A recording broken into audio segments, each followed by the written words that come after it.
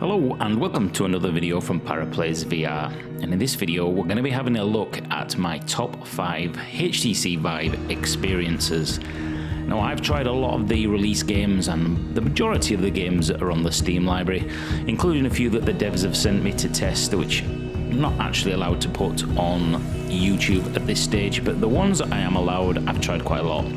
I've tried racing games, shooters, adventure games, flying games, you name it, there's a lot in there. So I'm going to go through and pick my top 5 experiences that I've enjoyed, and experiences that when people who haven't tried VR have come around and they've had a go, something to put under their noses to ease them in, or something that's just going to make them go, wow, 2D gaming is dead. So anyway, so let's jump in. You don't have to agree with my views. These are just the games that I find give me the best VR experience. So let's jump in straight away with number 5. Number 5 is going to be Valve's The Lab. This was one of the first demos I actually saw in VR on YouTube before the HTC VIVE was released, and it was the robot repair demo, and it just looked absolutely amazing. Nothing was quite going to prepare me for the first time I actually put that headset on, and it launched me into the actual lab loading screen. I was just like, this is...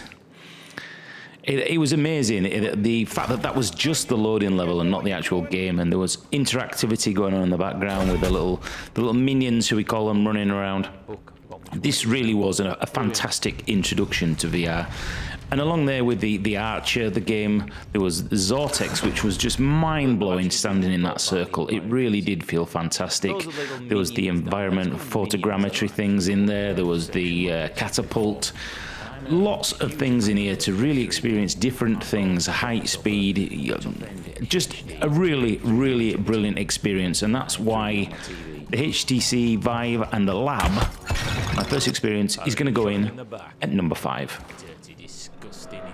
Number 4. Number 4 is going to be Job Simulator. When I first got to demo the HTC VIVE down at PC World in Leeds, Job Simulator was the very first experience I had of VR. And while initially when the headset went on I thought this looks low res and it's all out of focus, as soon as Job Simulator started up, I was sold instantly. The fact that you had real hands or virtual hands and you could pick up and pretty much do everything was just an amazing feeling.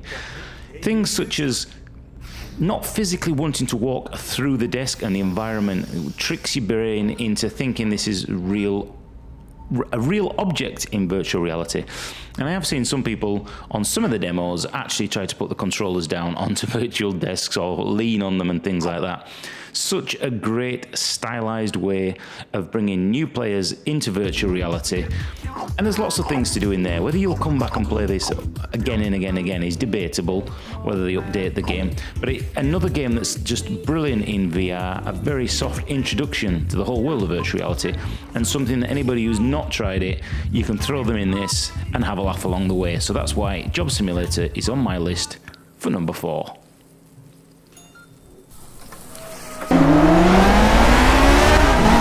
Number 3 on my list is going to be Project Cars.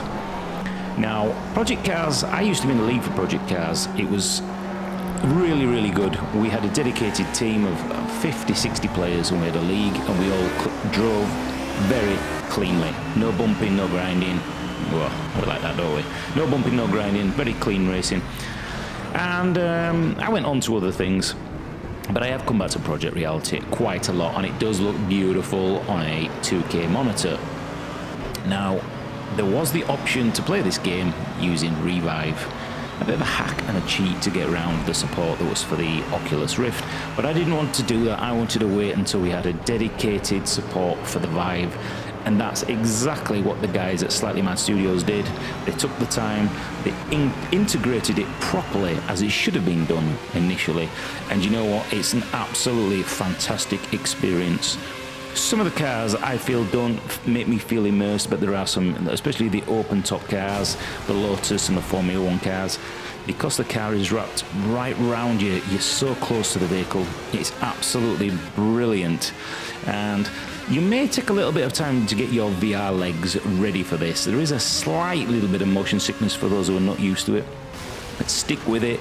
It does work, you do get used to it, and of course you can play this multiplayer online against people who are playing with a pad and a keyboard, and I tell you what, you'll absolutely smoke them. So, great graphics, a little bit jaggy in the distance, but that's the technology of this generation, number one. But this is why it's number 3 on my list. If you haven't got it, get it, you will enjoy it. It's absolutely fantastic. Let's move on to number 2.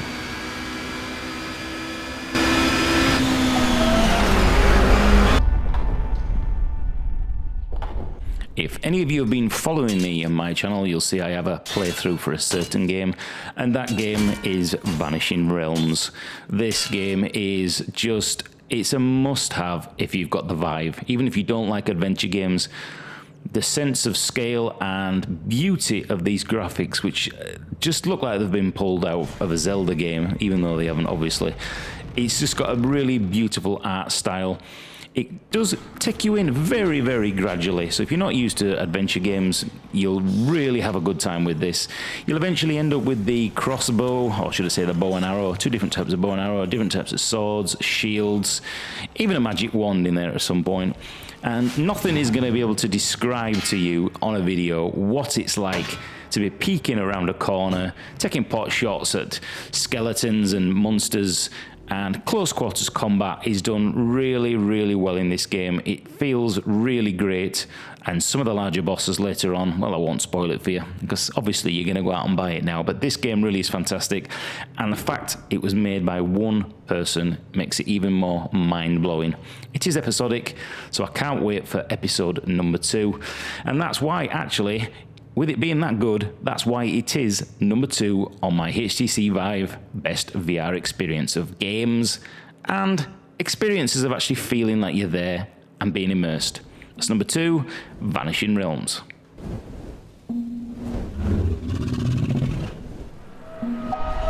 Which brings me to my number 1 game for the HTC VIVE. And out of all the games that I have actually played, this is the game that I come back to again and again and again when I want to introduce people who've maybe had a little bit of a dibble-dabble in virtual reality. There's this one game I always mention that they have to play. That game is the Gallery Call of the Starseed. From the very first moment you boot this game up, the feeling of being immersed in this world is just, it's incredible. The controllers turn into a pair of hands that actually start to feel like your hands. The way that they've integrated the backpack system, the inventory system, very clever. The way the environments are just interesting, and if you've ever wanted to play a kind of Myst game where it's an adventure game and a great story throughout, then this is an absolute must on your list for the HTC Vive. I cannot stress this enough. There are certain sections, I'm not going to mention any spoilers in this game, but let me just say the last 2 sort of ending scenes of this game just made my hair go on end. I was absolutely gobsmacked, and I must have gone through and played that ending scene multiple times when I just feel like I want to jump back into VR and escape the real world. And I've also put those last few scenes on, even though they're not that interactive, for people who've come around and said, I want to try it, and immediately they've all said, this is a game changer, I've got to get a Vive. Where can I get a Vive? Get me a Vive. Here's a kidney, I need a Vive. So I can't, it's hard to describe. I have started to do a playthrough of this, but it's one of those games where the graphics really are up there. There's a certain puzzle in a fuse room which had me scratching my head over and hours and hours and hours until eventually the answer was there right in front of me. And it's such an amazing feeling when you finally get it and you move on. Cannot wait for this. Episode 2, I'm sure can't be that far away. Hopefully, it is episodic. It is slightly more expensive than some of the other games on our list, but it's worth every single penny. If you haven't got the Gallery Call of the Starseed, just go out and buy it. Trust me, it's an absolute amazing game. So that brings us to the end of my top 5, but I've actually got a couple more games I want to give a little shout out to. For those who scare easily.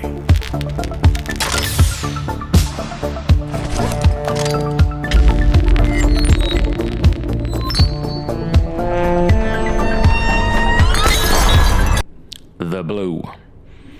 Another game where it's not really interactive, it's not, I wouldn't class this as a game, it's more of a VR experience. The first time I put this on, I was just, I turned around and looked at the boat, and the whale came in with its tail, and I was, again, sold instantly with virtual reality. I think these experiences have really sold virtual reality for a lot of people. The opportunity for nature programs and education and all sorts of things now, the possibilities with virtual reality have just been blown open, and I think the Blue from WeVR really shows you what's possible, from being 15,000 foot in the deep to standing on a coral reef to standing on the bow of a boat. I really cannot wait for more updates from this. It's just a fantastic experience. And if you haven't got the Blue, it's another one that you really should have a look at. It's worth the money, even though it's just an interactive experience. Another game on my shout out, don't forget mention list, is going to be Fantastic Contraption. Now, I know we've all probably got that. If you've got the HTC VIVE, you should have got a certain amount of games for free. But I don't think this game gets enough credit. It's a game where I don't tend to play it that often, but when I do, I really do enjoy it. I'll go in and just do maybe 1 or 2 puzzles. And this, for me, brings up a good aspect to the social part of VR, because a lot of the times it can be a solo, single experience. If you can hook this up to a TV and get some friends around, a few beers, or even your family and kids, you can play this together. They can watch it on the TV while you're in the virtual reality. Take your own time, take it in turns, have a laugh and a joke, and I think this game really is it's a great game. So if you haven't invested in the game, as in time-wise, because hopefully we've all got this game for free, then give it another go. Challenge yourself, challenge your friends, get your family around, let them try VR in a safe environment, something that's a little bit different, and something that's going to give your brain a little bit of a workout as well. Hope you've enjoyed this video. I've been ParaPlaysVR, and this has been my top 5 VR experiences for the HTC VIVE that I've experienced over the last 8 to 10 weeks, around that sort of time period. And the future is very bright indeed. Of course, I will be doing some more playthroughs and some more reviews and some of my thoughts. As I mentioned, you don't have to agree with me. These are just how I feel. But I shall see you in another HTC VIVE virtual reality video coming real soon, no doubt. Thanks for watching. Subscribe, like, and help me grow a little bit. And I'll see you in another video coming real soon. Thanks for watching. Bye-bye.